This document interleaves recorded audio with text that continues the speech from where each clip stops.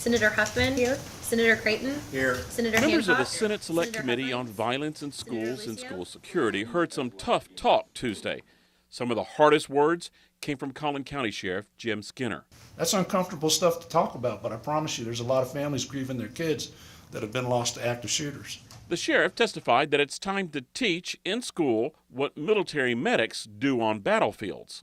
And I believe every teacher in this state will understand the value once we teach them that to learn how to use a tourniquet or to learn how to apply pressure and treat a sucking chest wound, for example, are two ways that you can save lives.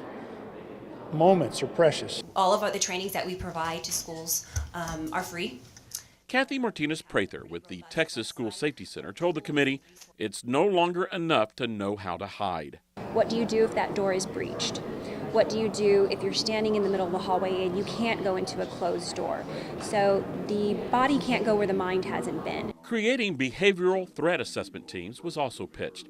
Prather says it's done in Virginia, where school employees are trained to recognize a student in crisis and learn how to intervene. Many of these things are very difficult conversations to have with schools, but very important ones to have. There was also a lot of discussion about ways to provide campuses with more protection. The committee was told because of the recent attacks, more school districts are looking into the possibility of creating their own police departments. There are also districts that are looking to take part in the school marshal and school guardian programs.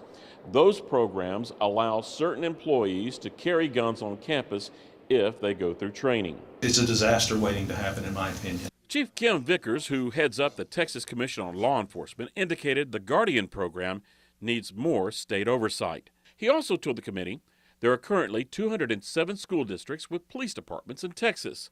9 are currently inactive. 13 districts are considering forming departments. We have to be proactive. We can't wait until something happens. Round Rock Police Chief Alan Banks testified that he supports a school district creating its own police force, and he had this to say about the committee.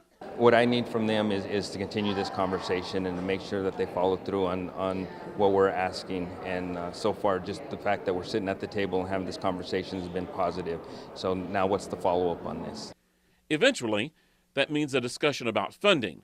And what that means for rural counties worries Jackson County Sheriff A.J. Louderback. I think the state leadership here is committed, and I think they're dedicated.